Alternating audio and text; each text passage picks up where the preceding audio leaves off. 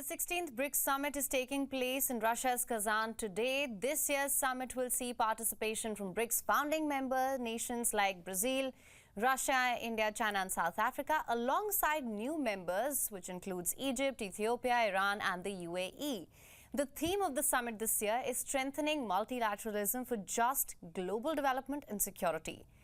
The BRICS Summit may also be a forum Moscow uses to show the West that attempts to isolate Russia over the Ukraine offensive have failed. And amidst the rising global tensions, all eyes will be on a potential meeting between Indian Prime Minister Narendra Modi and Chinese President Xi Jinping. And Prime Minister Modi, of course, will also meet the Russian President Vladimir Putin. My name is Hemkor Saroya, and to discuss what to watch out for at the BRICS Summit, we're now being joined by Ambassador Anil Wadhwa, former Secretary East Ministry of External Affairs, and has served in the Indian mission in Beijing twice and currently is a distinguished fellow with the Vivekananda International Foundation. Ambassador, thank you so much for joining us. My pleasure. Now, Ambassador, this is the first BRICS Summit since its expansion in January. The theme is strengthening multilateralism, as I mentioned, for just global development and security. What are you expecting will be the key items on the agenda?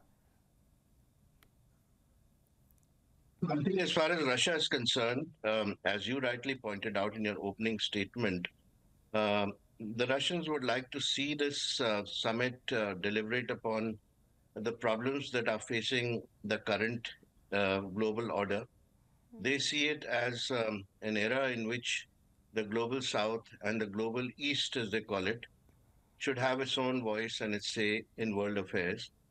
And secondly, they would like to see the current world order dominated by the Western countries and the United States being set aside and a more equitable order, as they call it, take its place.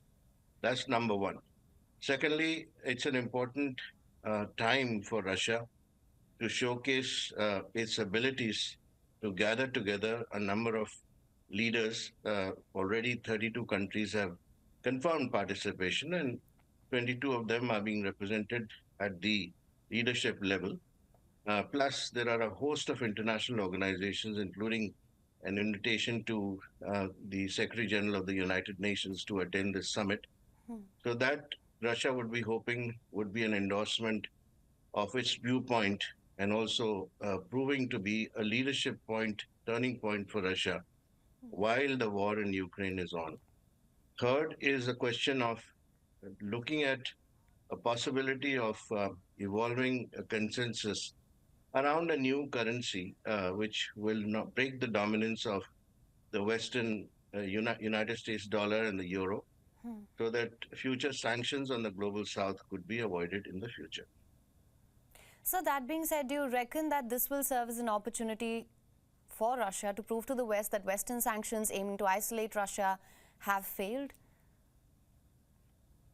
Well, that's an indirect way of putting it. I think the Russians would be keen to demonstrate that they are not affected by the steps which have been undertaken by the West, and that includes the economic sanctions which have been imposed on them.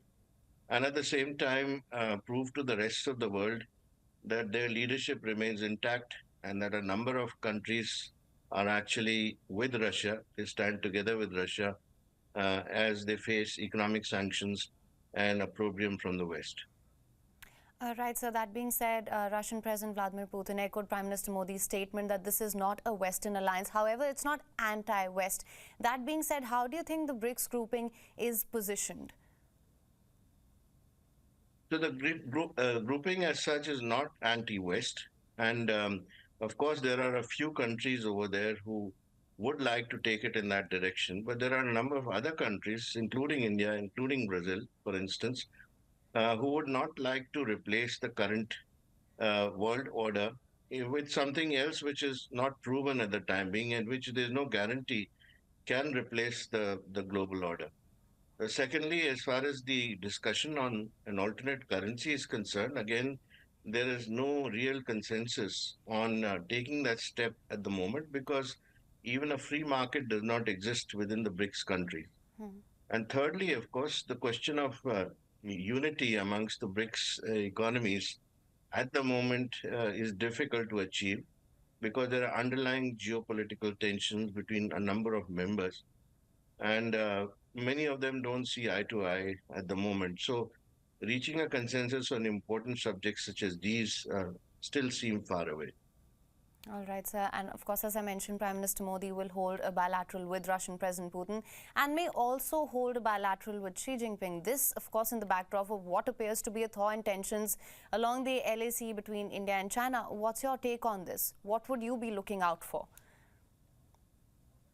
So I think that's something which, with a lot of people in India, would be looking at with some amount of curiosity, because we've just had an announcement by the Foreign Secretary the other day that the patrolling arrangements have been finalized between India and China on both sides of the border. And of course, the future steps of de-escalation, etc., have to follow. But at the moment, any meeting between them after such a long gap, I believe it was in 2019 that the last meeting took place, would obviously become very important in the context of India and China, and also in the context of what is happening in the geopolitically around the world, where the Chinese have been threatening in taking a threatening posture in the Taiwan Strait in particular, coming as it does just before the U.S. elections, and at the same time, the deteriorating relationship between United States and China on the one hand, and the Western countries and China on the other. So that meeting would be watched particularly closely, not only in India and in China, but also around the world. Right, sir. That being said, however, we have seen a no-limits partnership between Russia and China at a time when the war is still raging on in Ukraine. What are your expectations on that front, sir?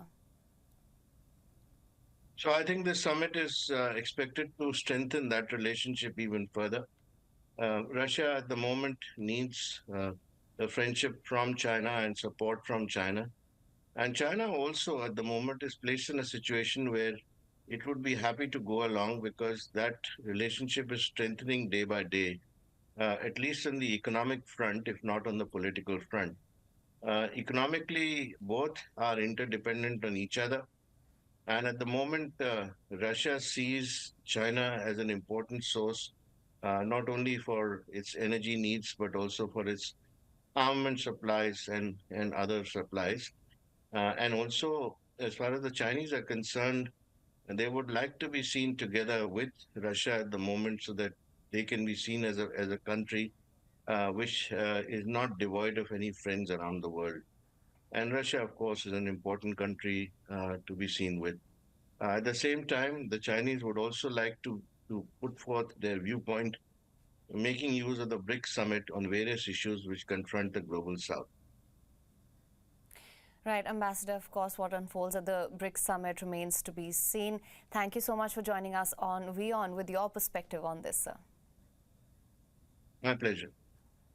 For latest news, download the WION app and subscribe to our YouTube channel.